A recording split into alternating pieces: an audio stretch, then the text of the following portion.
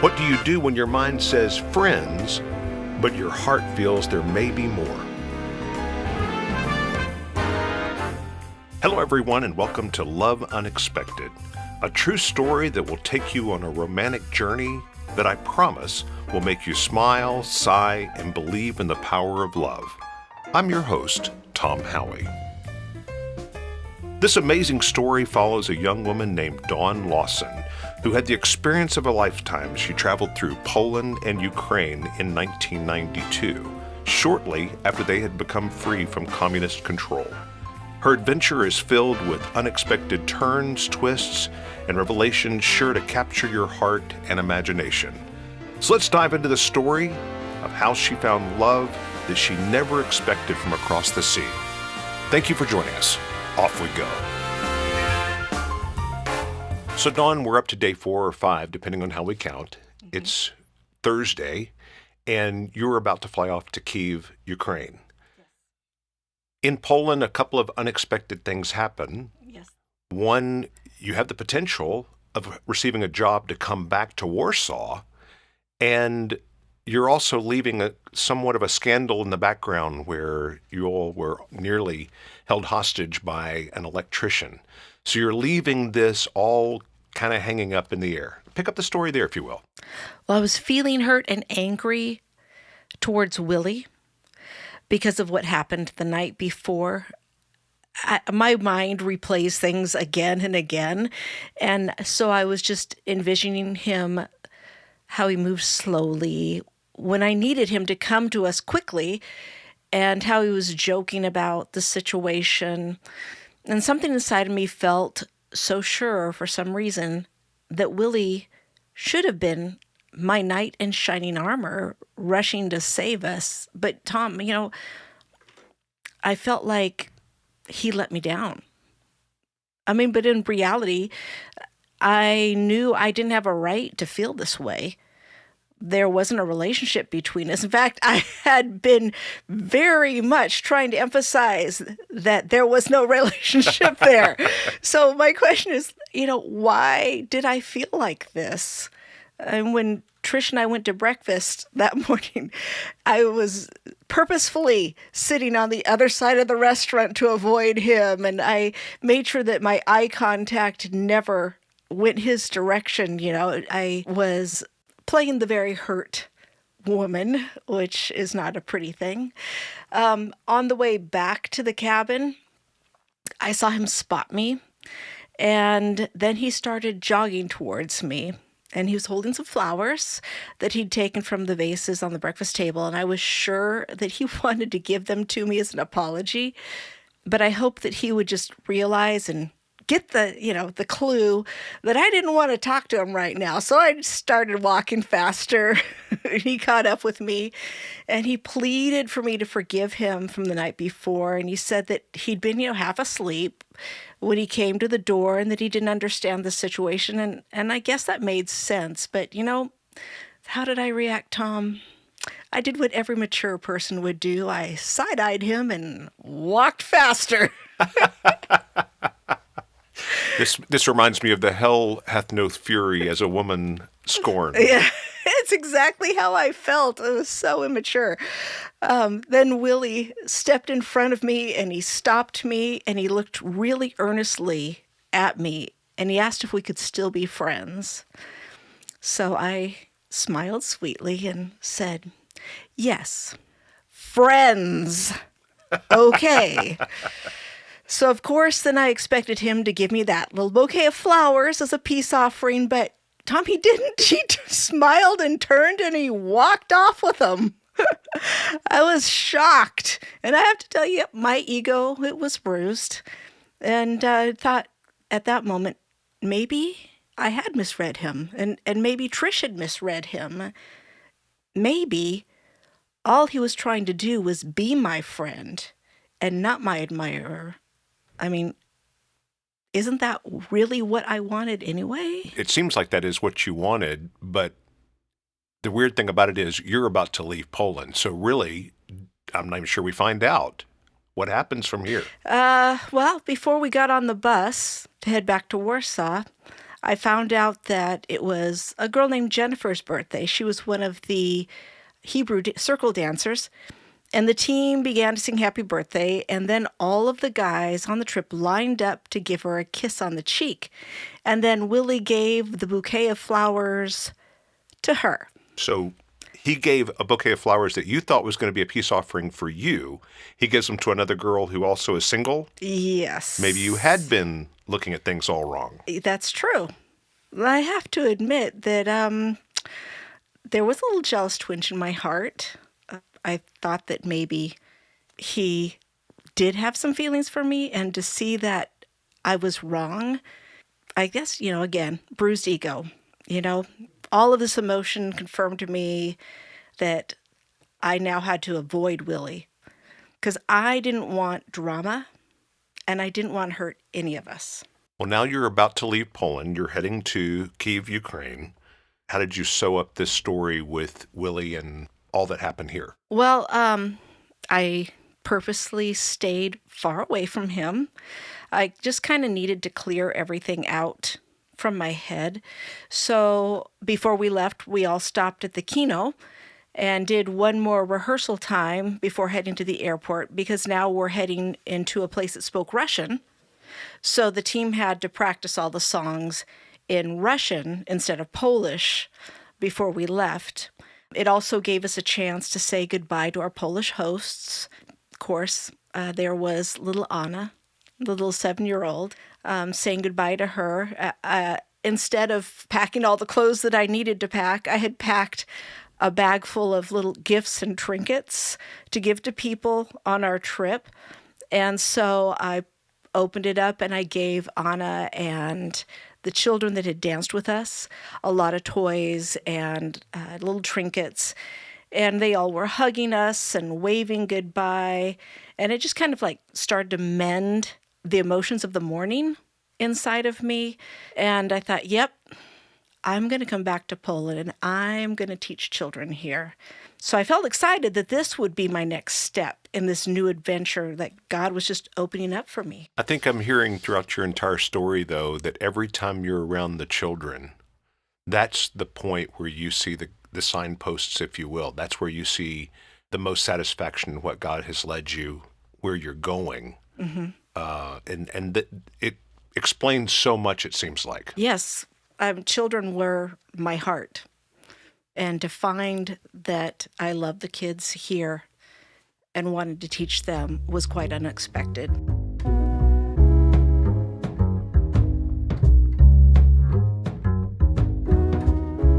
When we boarded the bus for that long ride back to Warsaw, Trish and I rode in the front seat because, remember, I do not do well on buses.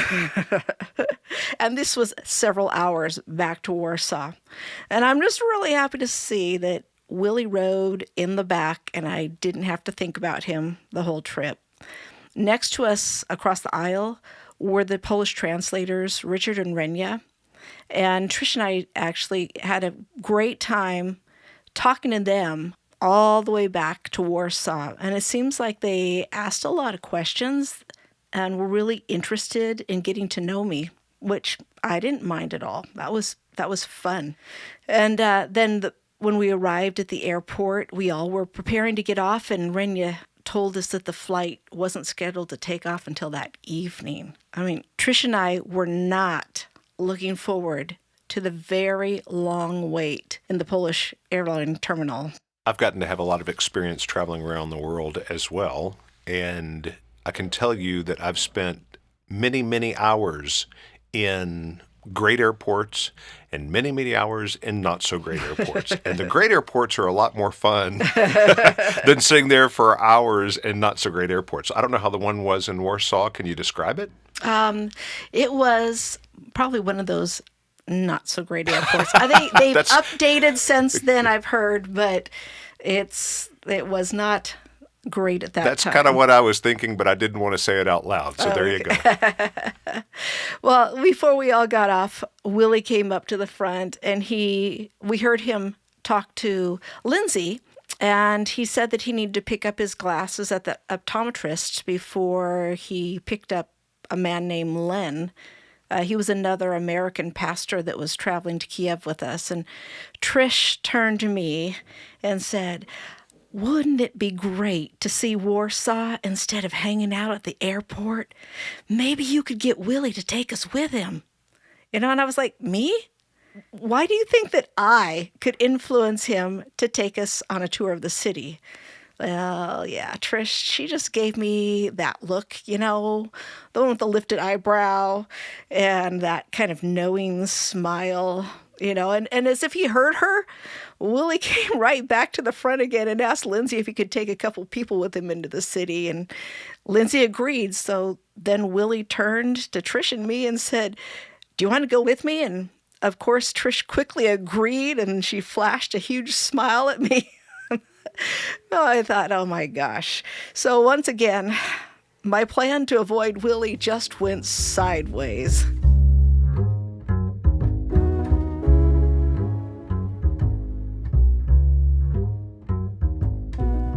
All right, so rather than wait around the airport for a lengthy period of time, you decided to go into town. But all your efforts to stay out of Willie's way and really not be around him, those were not working out so well. No, they weren't. But I have to admit, after hours of traveling on that bus, Trish and I were very happy to get off and walk around Warsaw. After Willie got his glasses, we rode a trolley through downtown, and we saw just a beautiful mix of old and new buildings. And Tom, I honestly, again, didn't know much about Poland, so I didn't know that Warsaw was so big. And he told us that there was about 1.5 million people living in the city. Then he took us to the Marriott and treated us to a great lunch at its outdoor patio restaurant. Since the weather was actually really warm and sunny, the three of us sat outside and had a little alfresco lunch. And we really enjoyed that relaxing meal. And I'm going to tell you, Tom, that I was really happy that things felt comfortable with Willie again after all that drama from the night before. It was fun to be with Trish and him. He was like our buddy. That sounds like a lot of fun. I'm assuming at this point, though, it's time for your flight and you're heading back to the airport, but you have someone that you have to pick up that's joining the team at this point. Is that correct? Yes. We went back to the church.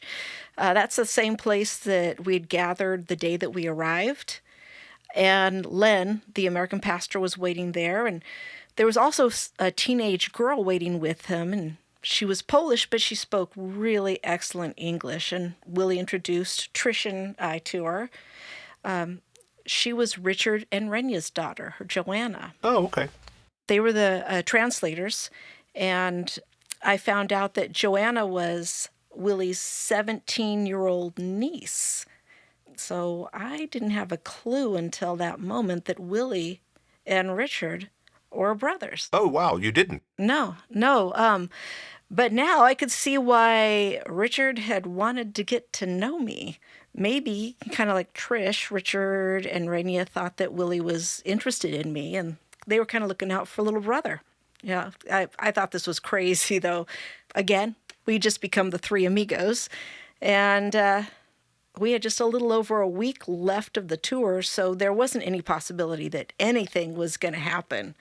Because, again, we're just friends.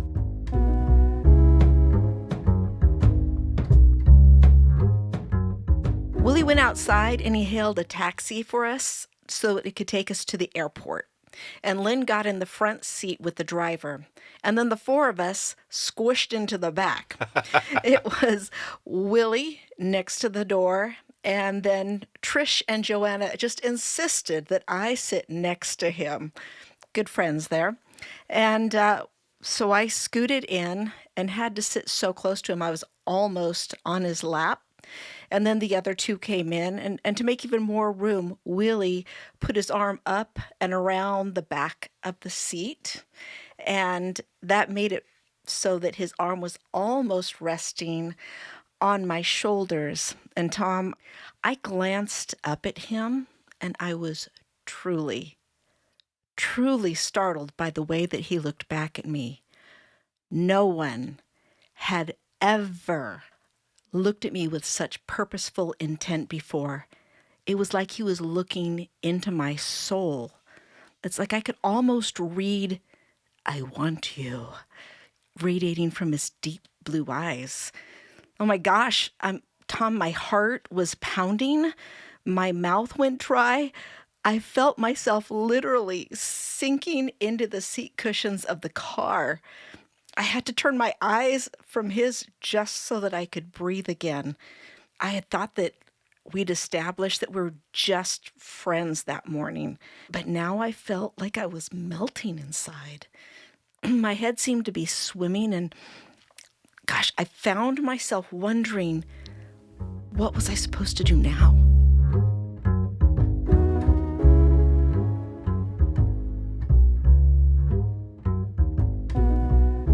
So you're off of your tour of Warsaw.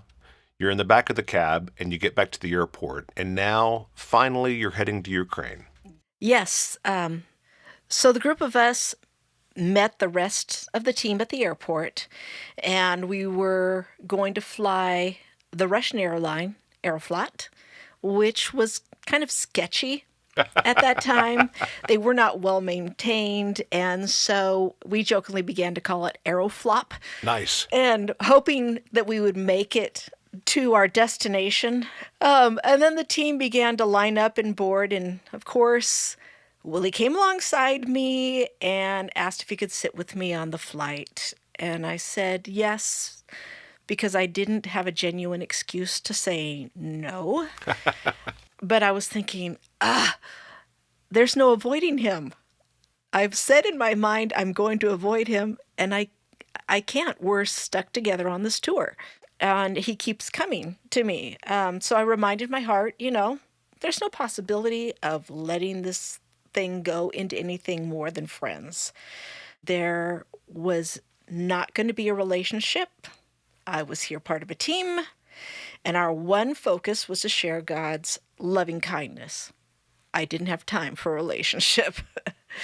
And after what I felt from Willie when he looked at me in the taxi, I thought, oh my gosh, maybe he still does like me, and I just need to remind him that we're just friends. I mean, Tom, I'm going to be heading home in like a week. And I'm going to be saying goodbye. I'm going to be flying to the United States, a whole continent away. And I thought, yeah, well, maybe I would come back and have a job at the American school in Warsaw. But even then, I'd just be a teacher at the school and nothing more.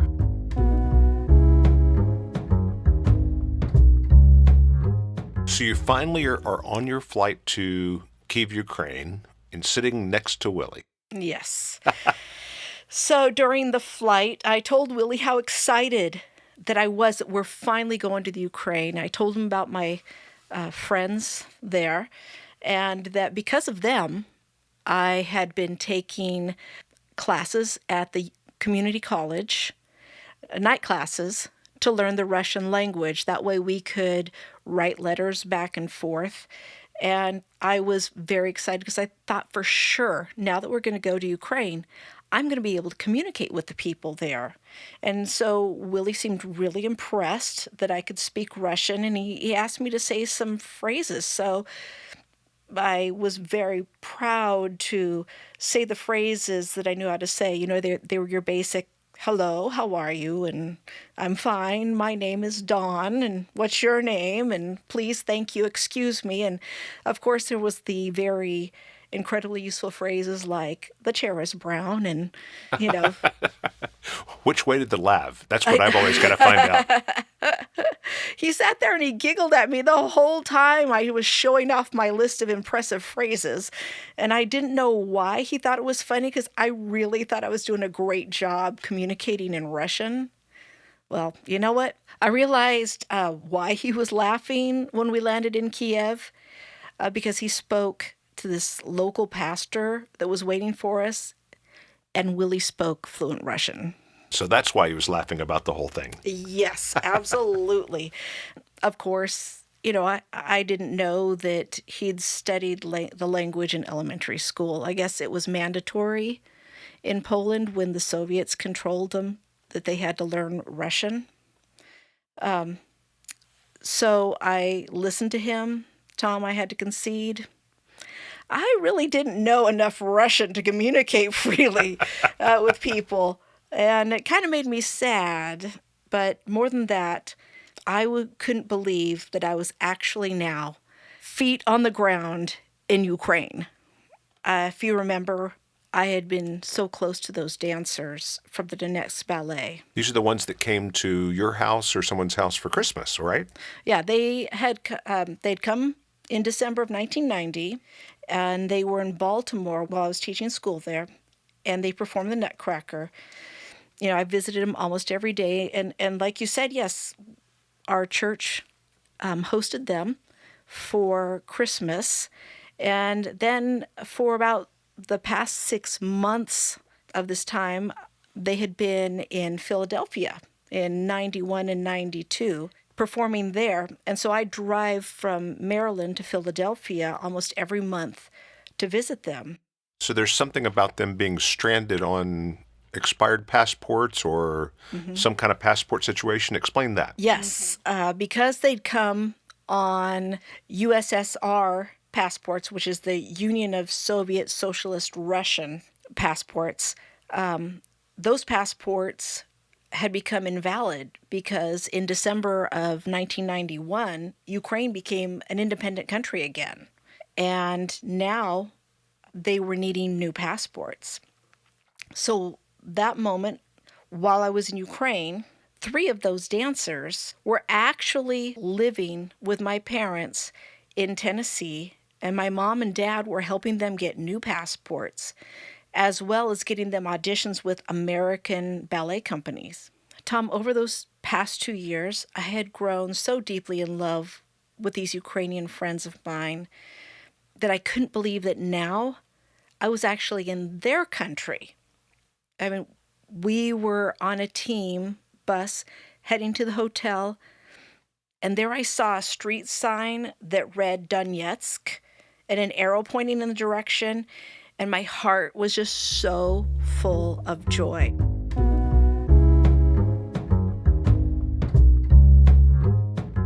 And the team, of all things, stayed at a place called the Druzhba Hotel, which means the Friendship Hotel. I mean, wasn't that perfect? Very cool. When we all went in to check in, it was really obvious to Trish and me that the rest of the team was exhausted after their long wait at the airport in Poland. And so we felt that we should just hang around in the back and let everybody else check in and get to their room first. So you know what? We sat, we chatted, we waited, got up to the desk clerk, and realized that God just blessed us all over again. Unlike most of the others on our team, we weren't given a single room with 2 beds. No. We were given an entire suite with 2 bedrooms, 4 beds, a large bathroom, an entryway, and even a dining area with a table and chairs. I mean, we felt like we were kissed by God.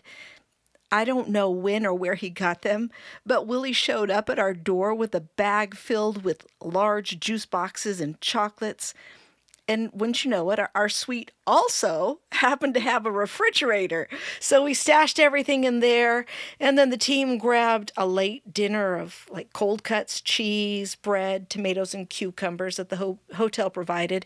And we were soon to find out that that was the normal fare to eat while we were there. Almost every meal we had cold cut meats and cheeses and cucumbers and tomatoes and cucumbers and tomatoes and cucumbers and tomatoes. I think you said that about 4 times. Is that on purpose? Oh, it was morning, noon, and night. Well, since the restaurant was closed, everyone just took their food and went back to their rooms. But guess who followed Trish and me? I'm thinking Willy? Yeah, good guess. What was I to do, Tom? He was like my shadow now.